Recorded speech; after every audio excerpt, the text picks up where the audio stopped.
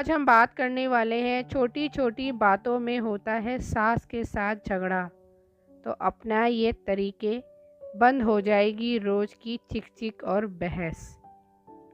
Video अच्छी लगे तो मेरे चैनल को लाइक और सब्सक्राइब ज़रूर करते जाइएगा। तो चलिए दोस्तों, शुरू करते हैं। अगर आपकी और आपकी सास की लड़ाई ज़्यादा होती है तो इसके पीछे अपने रिश्ते को ख़राब करने की जगह कुछ टिप्स हैं जिससे रिश्ते को सुधारने की कोशिश की जा सकती है। शादी के बाद लड़कियों के मन में बहुत सी शंकाएं होती हैं। किसी नए घर में जाना और उसके माहौल में ढल जाना बहुत ही अनोखा अनुभव हो सकता है। लेकिन अगर जाते ही आपको अपनापन ना लगे तो रिश्ते की शुरुआत दौर में ही समस्याएं होने लगती हैं। कई नई नवेली दुल्हन को इससे शिकायत होती है कि उनकी सास उन्हें बहुत परेशान करती है। असल में जब किसी नए घर में जाते हैं तो एडजस्टमेंट करना हर तरह का होता है और नए माहौल में मिसअंडरस्टैंडिंग होना स्वाभाविक है। अगर किसी के घर में बार बार झगड़े हो रहे हैं तो यह घर की शांति के लिए सही नहीं है और इसीलिए यह ज़रूरी है कि उन्हें सुलझाने के लिए कदम रखे जाएं। इसीलिए हम आपको कुछ ऐसी बातें बताएंगे जिससे आपके इस रिश्ते में कुछ सुधार हो सके। थोड़ा मुश्किल हो सकता है सास के साथ डील करना, पर नामुमकिन नहीं।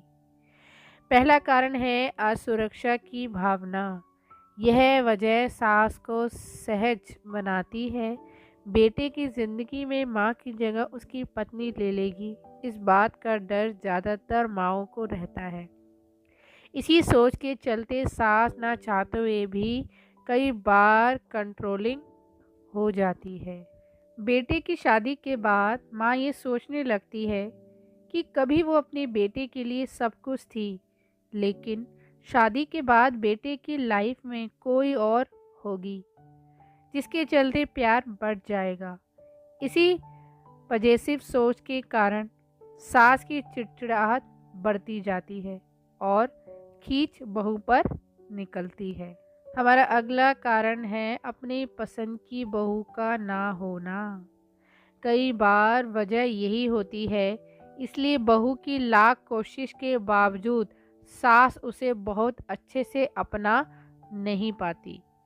ये कोई वाजिब कारण तो नहीं है, लेकिन अगर ऐसे किसी के साथ हो रहा है तो समस्या का समाधान निकालना ज़रूरी है।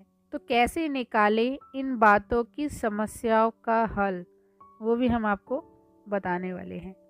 आपको जो भी बातें बुरी लग रही हैं, यह भी हो सकता है कि उनके बारे में आपकी सास को पता ही ना हो।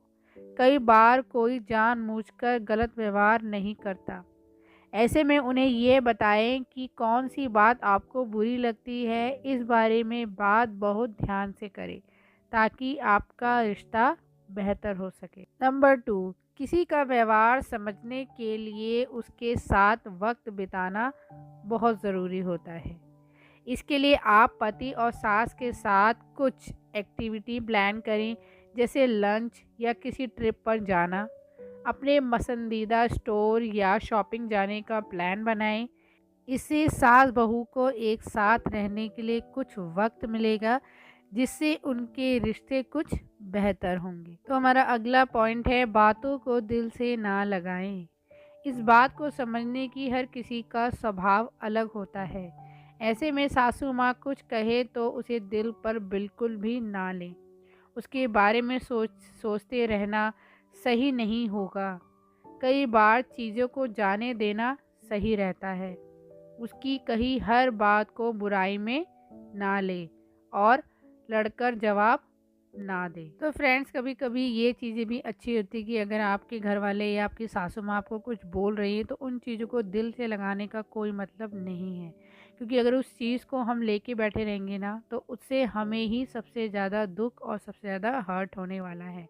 तो मेरा मानना तो ये है, अगर कुछ बात हो भी जाती है तो उसको कोशिश कीजिए कि जल्दी से जल्दी उस चीज़ को अपने दिल से निकाल दीजिए। तो हमारा अगला पॉइंट है अपना रवैया बदलें। अगर आपकी सास आपके हर काम में कमियां ढूंढती है और उनकी यह आदत खत्म होने की बजाय दिन पे दिन बढ़ती जा रही है। ऐसे में ज़रूरत है कि आप अपने रवैये में बदलाव करें। हर काम में आप उनको सफाई देने की बजाय शांत रहने की कोशिश करें।